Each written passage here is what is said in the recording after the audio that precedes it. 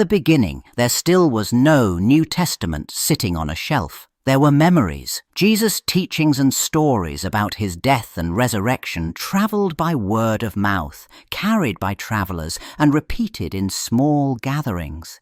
Different people remembered different details, and they repeated them in their own way. The message stayed central, but the phrasing stayed flexible. Nothing yet forced everyone to use the same exact words. As these groups spread across towns and regions, the need for help from a distance grew. Leaders and missionaries sent letters with instructions, encouragement, and answers to disputes. Some communities saved those letters and passed them along. Others heard the same ideas in person and never saw a letter at all.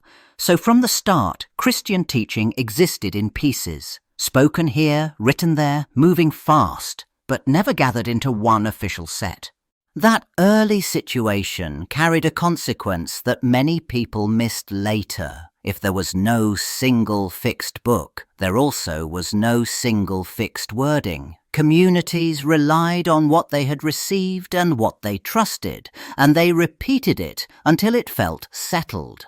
But it settled locally, not universally. The groundwork already existed for differences to appear once people began copying and sharing these words more widely. As the first Christian groups spread, they relied more and more on writing to stay connected.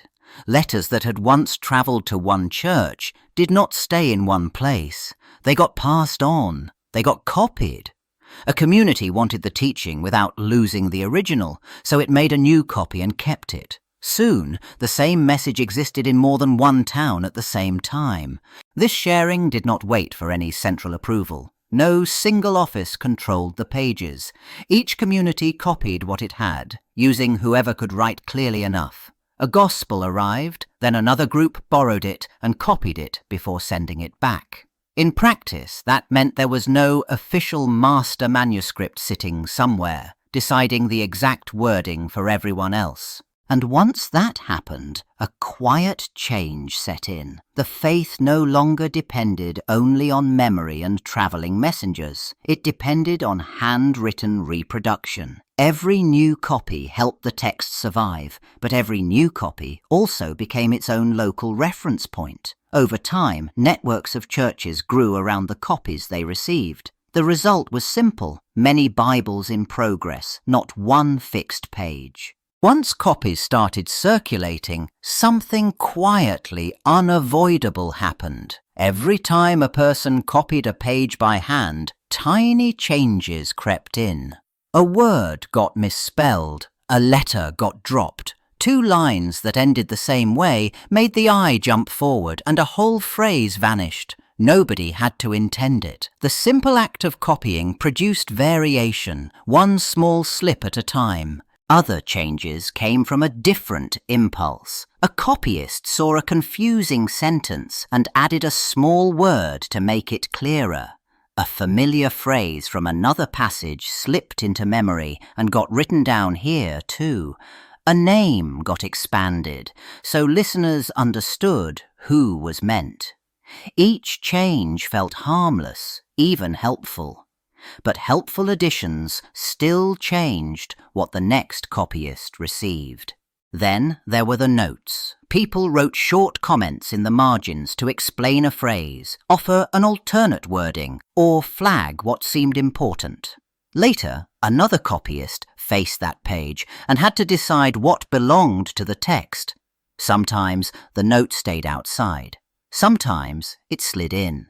And that was the turning point. The same passage started looking different depending on which copy you held.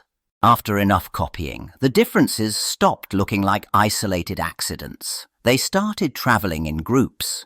A church in one city copied from its own trusted manuscript. Then neighbours copied that copy, and soon a whole region shared the same small quirks. Spelling choices repeated. Certain phrases kept appearing. Other wordings kept disappearing. The text did not splinter into endless chaos. It formed clusters. Egypt offered a clear example. Christian communities there copied and recopied texts in a relatively tight network, often keeping a lean style with fewer extra words. Across the wider Mediterranean, copying moved through more varied routes, and scribes sometimes smoothed rough lines or matched one gospel to another.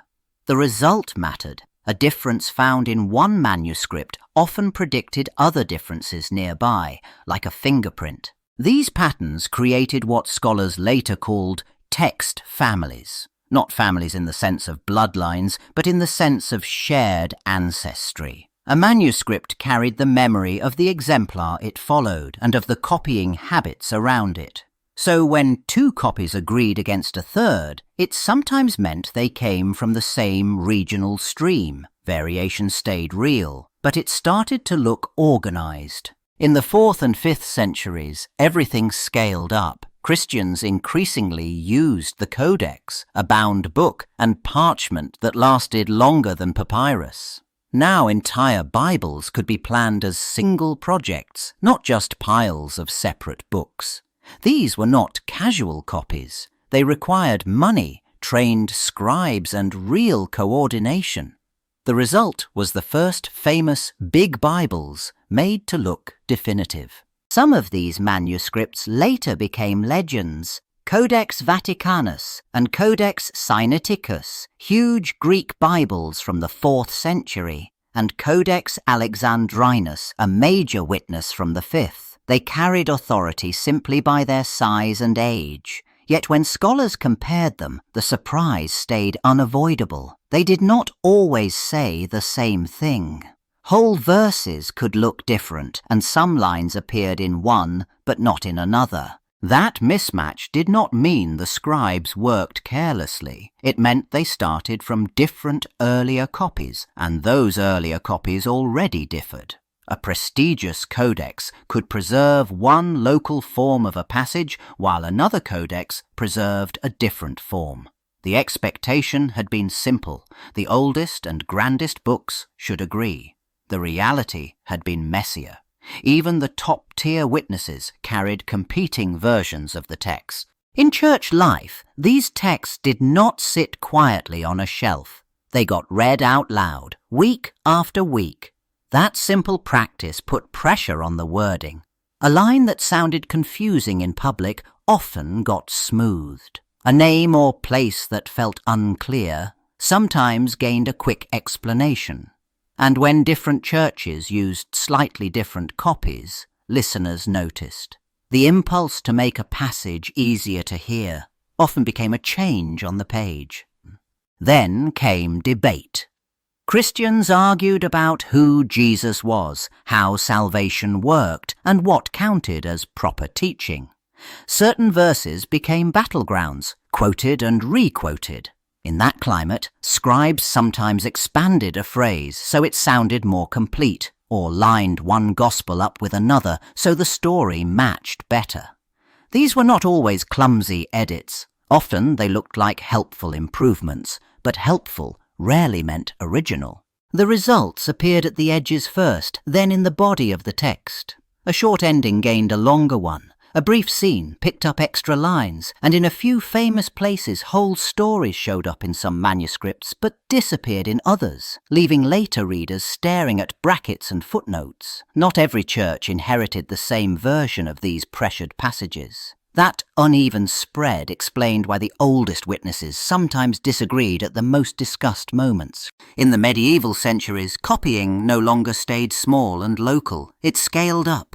Monasteries, churches, and schools produced manuscripts in huge numbers, and the goal often shifted from preserving a rare text to supplying a working text for regular worship. Over time, certain forms of the text became familiar and widely repeated. A kind of standard church text took hold, simply because it got copied the most. That sounded like the end of the story. More copying should have meant fewer differences. But the opposite also happened. Copyists did not all start from the same starting point, and they did not all correct in the same way. Some followed older exemplars, some followed local habits, and some blended readings when two copies disagreed. The medieval boom spread a common text, but it also multiplied the evidence for older variation. So the later manuscript flood did not erase the past. It preserved it. When thousands of handwritten copies survived, they acted like a giant archive of earlier decisions, what one region kept, what another smoothed out, what a scribe thought needed explaining. The result looked messy, but it carried a hidden advantage. The more manuscripts existed, the harder it became for any single version to wipe out all the others. When printing arrived in Europe, the New Testament stopped being copied one page at a time and started being made by the hundreds. That sounded like the end of variation, but it created a new problem. A printer still needed a single line of text to set in type, and the handwritten copies on the table did not always match. Printing did not remove choices, it forced them. Early printed Greek New Testaments depended on whatever manuscripts an editor could gather, often late ones, sometimes only a few. Where those manuscripts differed, the editor picked a wording, or blended readings, or filled gaps by translating back from Latin. Once ink hit paper, that decision travelled fast. What used to stay local inside one church or one region suddenly looked official across borders. Vernacular Bibles pushed the pressure even higher. Translators did not just translate meaning. They had to choose which Greek sentence they meant. One extra phrase, one missing line, one alternate ending could change what readers thought the Bible said. And now ordinary people could compare editions. The question no scribe had to announce became unavoidable. Which wording came first, and who got to decide? In the modern era, the ground shifted again. Scholars did not just argue over the same familiar copies. They uncovered older manuscripts, sometimes in places nobody expected, and they published them so other researchers could check every line. Each new discovery worked like a time machine. It reached behind the printed choices people had grown used to, and it forced a fresh look at what the earliest wording might have been. But finding manuscripts did not solve the problem by itself. Differences still sat on the page. So scholars built a careful method, later called textual criticism.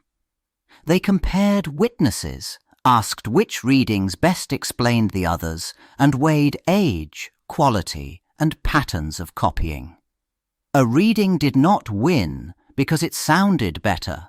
It won because the evidence taken together pointed to it as the most likely starting point. Out of that work came critical editions, printed texts that admitted uncertainty and showed their homework. Editors selected one wording for the main line, then recorded rival readings in notes, so disagreements stayed visible instead of hidden. And the main text sometimes changed. Familiar printed phrases got removed, reshaped or bracketed when earlier or stronger evidence resisted them.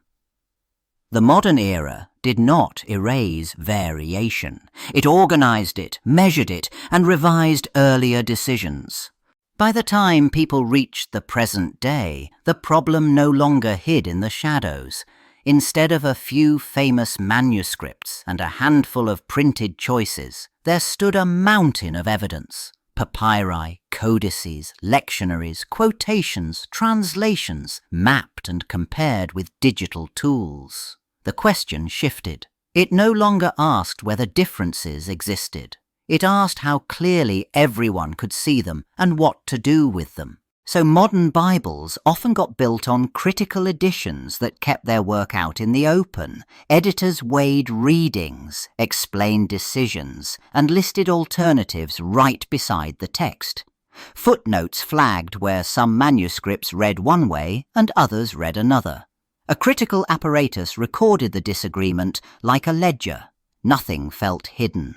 The reader got the main line on the page, and the contested details documented underneath. That openness created a striking contrast with the earlier stage, when no fixed collection existed and no single wording could be checked. Now, a stable Bible got read in churches and homes, largely consistent from copy to copy and translation to translation.